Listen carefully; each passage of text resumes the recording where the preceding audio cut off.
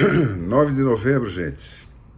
Antes da divulgação dos achados dos especialistas em guerra cibernética das Forças Armadas sobre as urnas supostamente virgens que conceberam e pariram o Lula.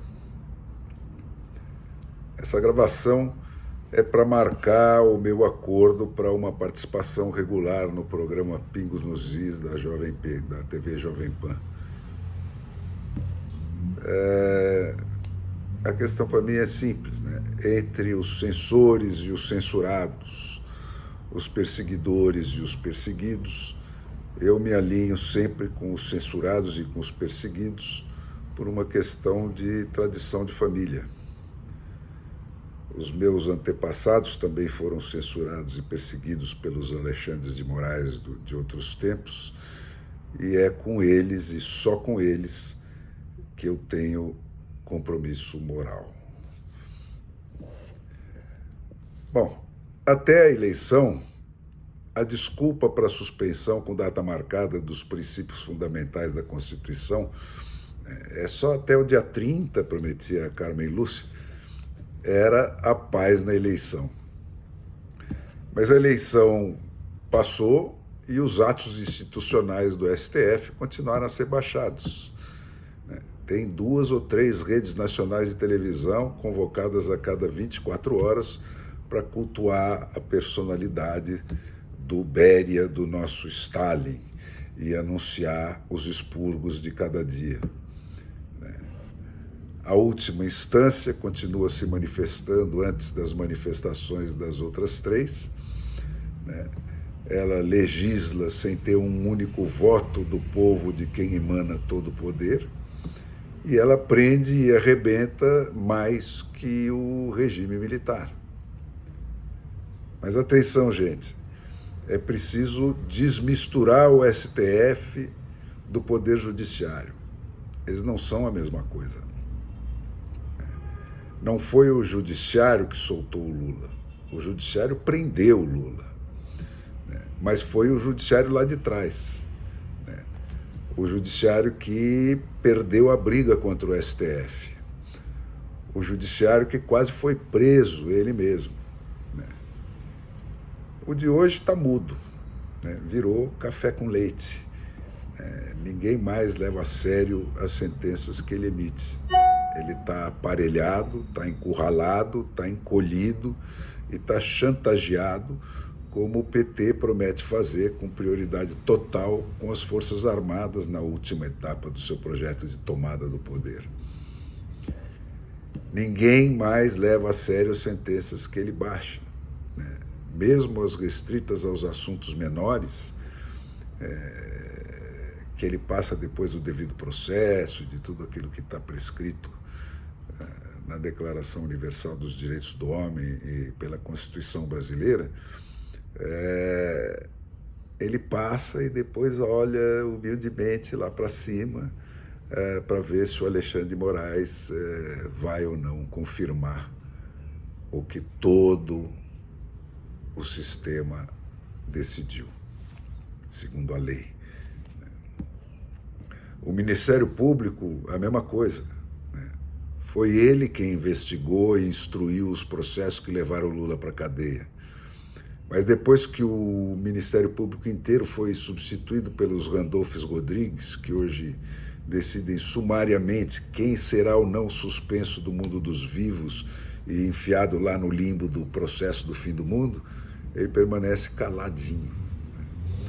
O guardião dos direitos difusos da sociedade, que ganhou poderes excepcionais na Constituição de 88,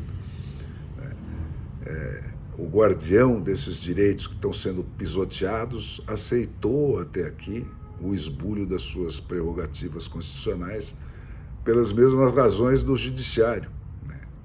As 30 moedas do Marajalato, da mais alta cúpula da pirâmide dos salários e das mordomias do famigerado sistema. Tem gente lá dentro com vontade de resistir, mas a condição que está criada é tão radical que eles não se animam. Portanto, gente, eu volto a afirmar, é nas portas do Congresso, o poder eleito, e não no das Forças Armadas, que o povo deveria estar reunido, com o propósito radical de não deixar que nenhum parlamentar saia lá de dentro sem entregar aquilo que ele foi contratado para fazer, né? Qual seja, devolver os três poderes que caracterizam o governo democrático restabelecidos e todos os demais viajantes da maionese do poder devidamente enquadrados nos lugares definidos para cada um deles pela Constituição. O Lula chegou ao dia seguinte da eleição, por incrível que pareça, né? Se é que ele foi mesmo eleito, coisa que nós jamais vamos saber com certeza, sem nenhum plano definido em campo nenhum das atividades de um governo nacional, exceto o seu plano de poder. A única questão sobre a qual não tem dúvida nenhuma é sobre os papéis do Legislativo, do Judiciário, do Ministério Público, as peças que definem em concurso harmônico com o Poder Executivo, né, aquele modelo democrático de governo, né? Nesse Brasil do lulismo, que tem como eixo central a imensa Cuba, né, do terceiro milênio, que o Lula declara para quem quiser ouvir, que ele pretende transformar a América Latina inteira com o dinheiro do Brasil, né? Não tem dúvida nenhuma que a única coisa que está definida é que esses três poderes têm que ser desmontados como estão nesse momento. Juízes, promotores públicos, representantes eleitos do povo brasileiro estão todos reduzidos à aposentadoria precoce, né? À condição de carimbadores subservientes das decisões do Supremo Tribunal, mantida a sua condição material de marajás somente se e quando eles aceitarem sem chiar essa condição humilhante. É por isso que eles precisam da força dessa metade da população que está na rua, né, para conseguir sair desse corner no ringue. Da imprensa, então, nem falar, né? Foi o jornalismo de manada que tirou o chão de debaixo dos pés da democracia brasileira, né?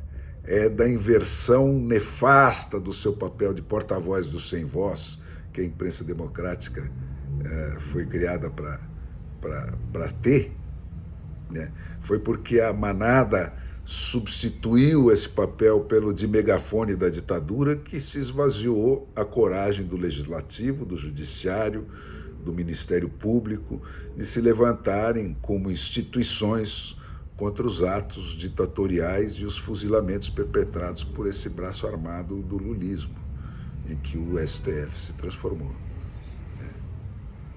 Nem a vingança de ver essa imprensa ser liquidada depois de usada, como acontece em todas as ditaduras e vai acontecer também nessa, se ela realmente se consolidar, né?